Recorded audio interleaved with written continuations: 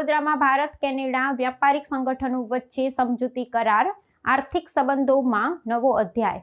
વડોદરાના આંગણે આયોજિત આ ઉચ્ચ સ્તરીય બેઠકમાં ભારત કોમનવેલ્થ વ્યાપાર પરિષદ અને આલ્બર્ટા ઇન્ડિયા વાણિજ્ય મંડળ વચ્ચે ઐતિહાસિક સમજૂતી કરાર પર હસ્તાક્ષર કરવામાં આવ્યા છે। આ કરારનો મુખ્ય ઉદ્દેશ્ય ગુજરાત અને કેનેડાના આલ્બર્ટા રાજ્ય વચ્ચે આર્થિક સહયોગને પ્રોત્સાહન આપવાનું છે। આ બેઠકમાં બંને પક્ષોએ વ્યાપારિક અવરોધો દૂર કરી સહિયારા વિકાસ માટે એક સમાન મંચ પૂરું પાડવાની કટિબદ્ધતા વ્યક્ત કરી હતી। આ સમજૂતી અંતર્ગત ખાસ કરીને ઉર્જા, કુદરતી સંસાધનો, કૃષિ ઉત્પાદન અને ઔદ્યોગિક ક્ષેત્રે વ્યાપક તકો શોધવા માટે વિચાર વિમર્શ કરવામાં આવ્યો હતો। શિક્ષણ અને તબીબી ક્ષેત્રે અત્યાધુનિક તકનીકોના આદાન પ્રદાન માટે પણ બંને સંસ્થાઓ સહમત થઈ છે।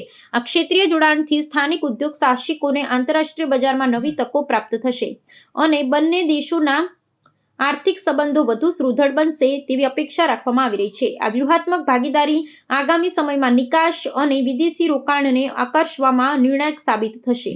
બેઠકના અંતે બંને દેશોના પ્રતિનિધિઓએ વિશ્વાસ વ્યક્ત કર્યો હતો કે આ સમજૂતીથી વ્યાપારી પ્રક્રિયાઓમાં વધુ સ્પષ્ટતા આવશે અને લાંબા ગાળાના આર્થિક હિતોનું રક્ષણ થશે। સંયુક્ત કાર્યદળની રચના દ્વારા આ યોજનાઓના અમલીકરણ પર સતત દેખરેખ રાખવાનો નિર્ણય પણ લેવામાં આવ્યો છે। આઈસીટીસી ગુજરાત અને આલ્બર્ટા ચેમ્બર ઓફ કોમર્સ સાથે મળીને કેટલાક ઔદ્યોગિક ક્ષેત્રે કામ કરશે, જેની અંદર ખાણ અને ખનિજ, ફાર્માસ્યુટિકલ્સ, મિનરલ્સ અને ઇન્ડસ્ટ્રીયલ પ્રોડક્ટ્સ પર વધારે ભાર આપવામાં આવ્યો છે। સાથે સાથે આલ્બર્ટાની પાસે ઘણું બધું